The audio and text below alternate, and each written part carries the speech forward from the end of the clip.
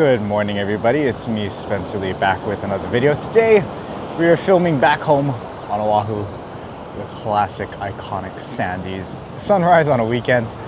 Unfortunately, Darwin, Lummi, and I are the only photographers out here this morning. Fortunately, unfortunately, I guess.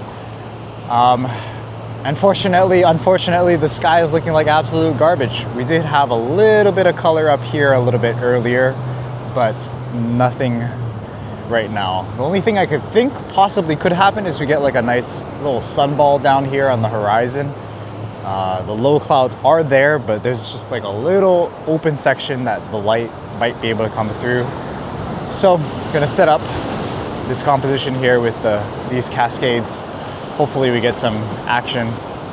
Shooting with the Nikon today because I'm not gonna put the Sony weather sealing to the test. But yeah, I don't know. I don't know what we're doing out here this morning. It seems like a complete waste of time, but you never know. Try to take video on the Nikon for the first time.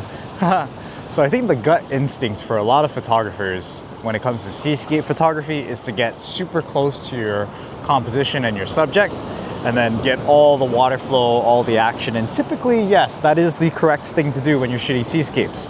So in this case, I would walk really super close, get that foregrounds, maybe flip the composition this way, foreground action here, got wave action over there. But whenever you have a composition that's this wide, you usually need a nice sky to kind of complement that composition. And frankly, we're just not getting, whoop, let's run away. Frankly, we're just not getting that big, bright sky that we like.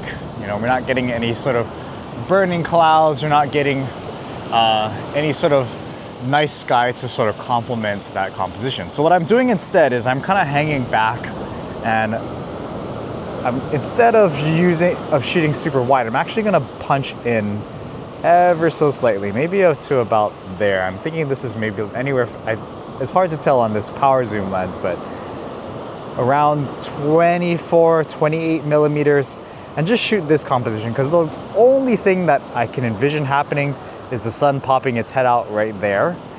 But until that actually happens, I don't think I'm gonna actually set up my composition, set up my tripod or anything. Maybe I'll set up my tripod and just kind of wait and see what happens when the sun actually comes up, and then just wait for a wave. But in complete honesty, when you have a sky that's not lighting up, you're gonna wanna simplify your composition. You wanna use your zoom lens to get tighter, to kind of exclude the elements, just to give your shot less to look at, less distractions, simplify it a little bit. And yeah, that's gonna be what we're gonna do today if we get any sort of light that comes out. Hey, guess who had the right idea? Hopefully you guys can see that right there. That's the sun popping its head out. And again, yeah, we just have this very simple composition. We're hanging back a little bit. We still have most of the elements that we want in the frame. We have a nice foreground rock. We've got the rocks in position to cascade a little bit down this way. We just need the big waves to now come in to hopefully give that nice cascade look. But yeah, nice little moody sunrise this morning. Nothing super crazy, but it is nice nonetheless. This be the one? Maybe. Oh, ouch, that hurt. That one was quite nice.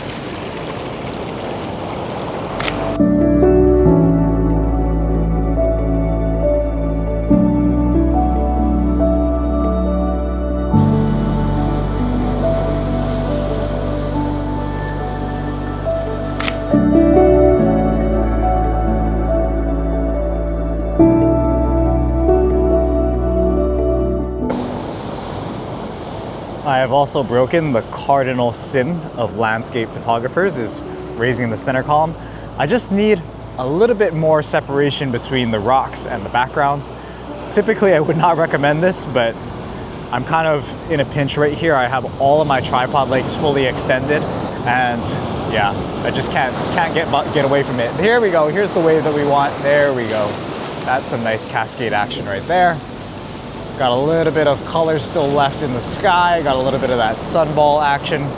But yeah, try to avoid doing this if at all possible, because yeah, now this camera becomes pretty top heavy. But honestly, this Benro tripod, this, I don't know what model it is. I'll leave it down below.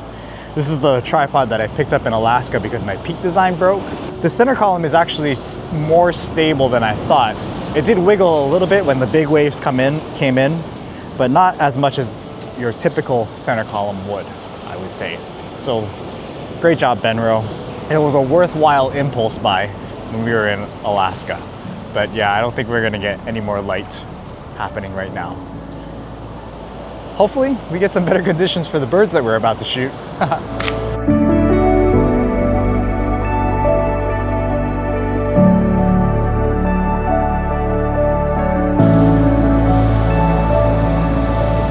All right, well, that was kind of fun to just shoot some seascapes once again.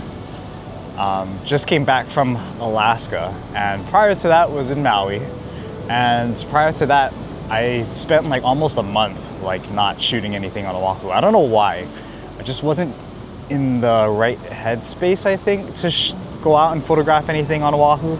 And I don't know whether it was like me being burnt out, or you know, just not motivated, or just backlogs from editing all the previous vlogs and stuff. I don't know what it was. I didn't expect to actually, oh, Darwin almost got wiped out by that wave right there.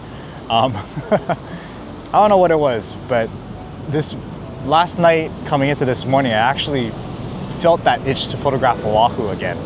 You know, maybe it was the quote unquote good weather report with 100% high clouds, and I was like, ooh, might get a nice sunrise tomorrow, should go out and shoot. Or maybe it was just me missing the ocean, or you know, just needing to scratch that creative itch. I don't know. I didn't feel like I made the best vlog over in Alaska because I was not feeling great, and I was just so tired from photographing like the aurora. By the time we got to Anchorage, I was just checked out, and you can kind of tell by how little I filmed in Anchorage that I just wasn't feeling up to it. But yeah, happy that I was able to kind of take a break from Oahu, and happy to see that I guess my drive to continue to shoot Oahu is, I don't know if it's coming back, or at least it's still kind of there.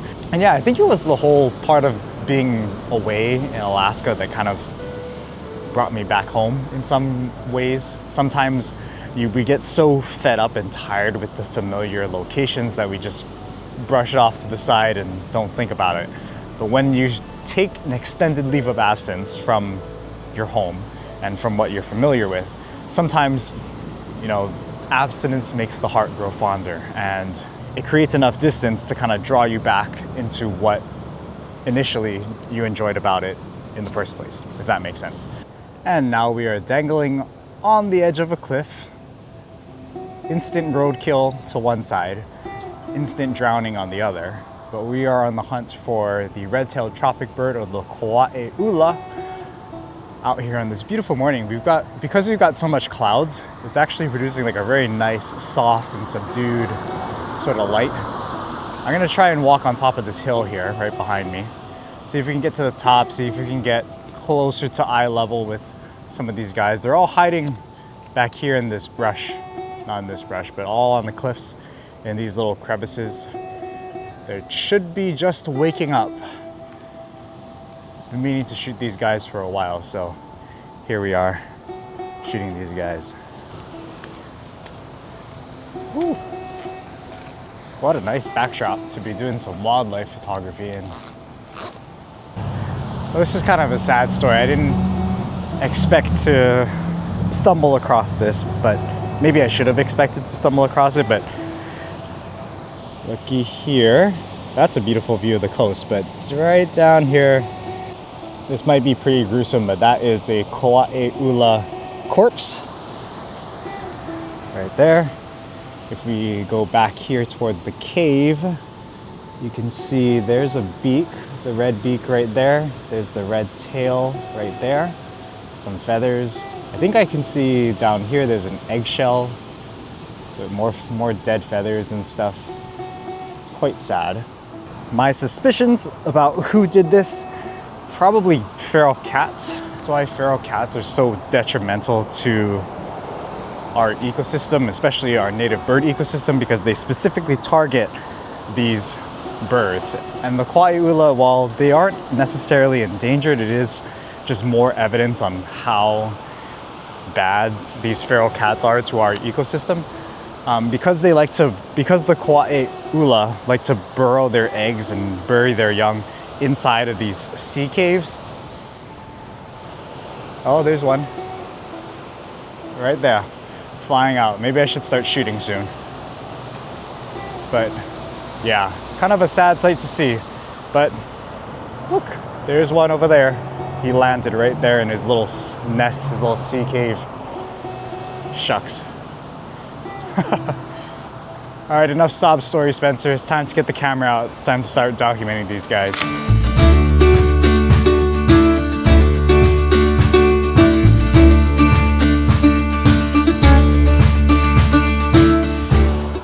Oh man, that was super nuts. We had one fly super low. Darwin was actually in the better spot for that one. Kind of nice and low, flying almost below us. I'm gonna try and get some video of these guys, but that was pretty cool. That was pretty awesome. He was super low to the ground. Yeah, his nest was like right in front of Darwin. I'm like, I cannot believe how lucky he was just to sit over there and hang out back there. I came up here because there was one that landed right behind me. So I was kind of hoping that that one would come back out, but that was the wrong decision. Should have, again, stuck by Darwin.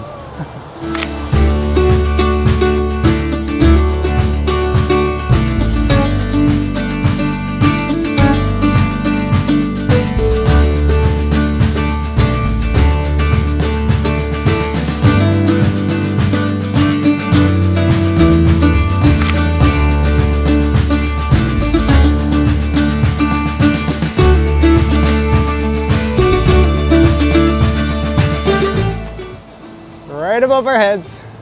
Hopefully you caught that.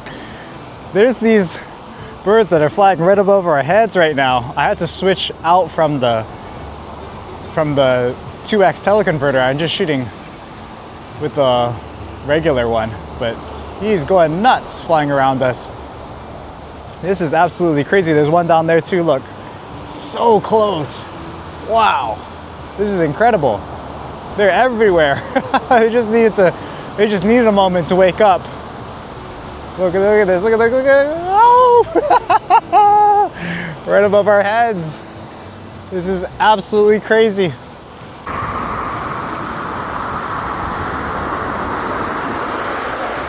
Woo, right in front of my face.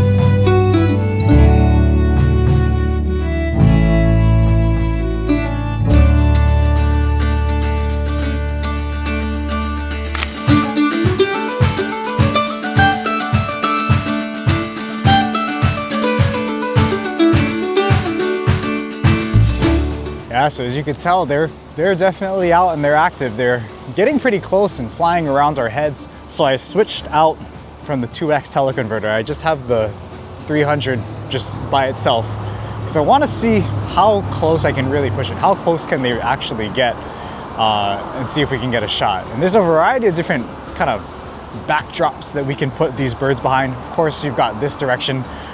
You've got the nice blue water. It creates a nice contrast so you can really see the colors of the beak and the tail. Nice contrasty background that way. But if you walk this way a little bit, you can see behind me the sun is creating these beautiful, almost like when the birds do fly across it, creates beautiful white bokeh balls, and that's kind of also another nice backdrop that we can put behind it. I want to see how that looks when we're shooting at 2.8 with this guy. And then if you come back up towards this way, even, we've got beautiful green and brown backdrop directly behind me. So be cool to get them behind that as well. So a variety of different backdrops that we could try and get. And this perch right here, I think is, you know, I mentioned that Darwin had a good spot earlier because the bird landed right in front of him, but he doesn't quite have as much flexibility, I would say, and a much variety of background choices. So, you know, if the birds do come towards this spot, then I'll probably be in a little bit of a better position to get them. I don't know. You really can't go wrong, honestly, on this coast because, yeah, there's just like they're around, they're flying, they're doing their thing. So much action has already happened within the past hour that we're here. Already got some pretty good shots, honestly. So, yeah, we'll try and get some more.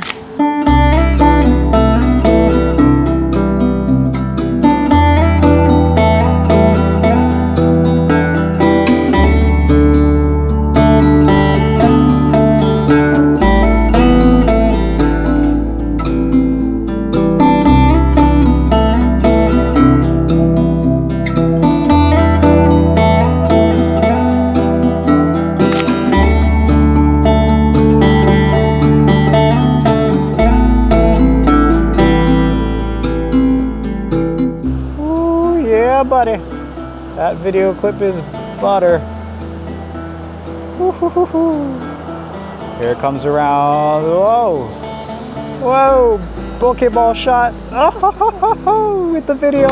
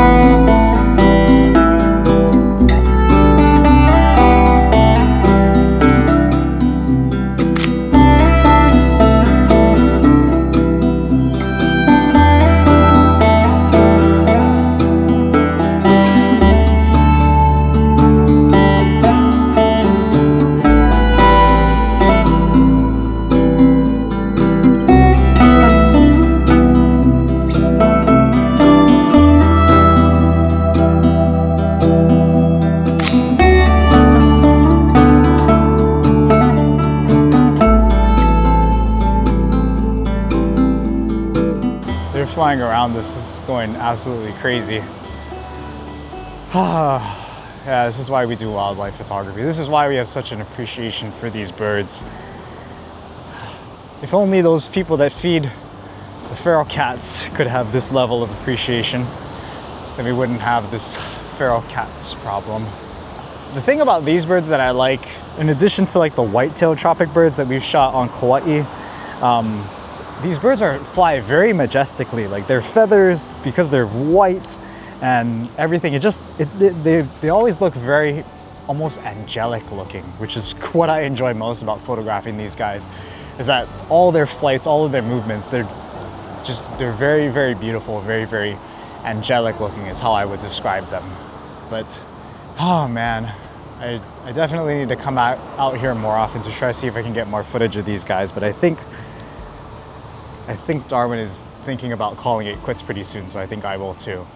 But yeah, you know, moral of the story, make sure you get your pet cats spayed or neutered.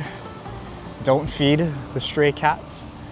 And yeah, you know, sometimes you gotta go away to figure out why it is you love home so much, you know, or what it is about home that you love so much. And you know, this is the prime spot to shoot the Kauai ula. And you know, I always will appreciate that living here on Oahu. I don't always take advantage of it, but I will always appreciate it. And Sandy's, of course, is always Sandy's. It's always nice to shoot a sunrise at Sandy's, even though it's the same shot over and over again, but it's nice. It's beautiful. All right, that's gonna about do it for me. If you like this type of content, this travel, vacation, a little bit of photography, education, hit that like button, comment below, subscribe if you aren't already. And we'll see you guys in the next video. Holy smokes. Oh, he's close. He's really close. Oh, hopefully, I don't know if you saw that on video. He's coming super close to me. Let me see if we can get it. Kind of angle up the shot towards the sky here. Here he comes, here he comes. And you guys see that? Hopefully, probably not. Wow, this is incredible.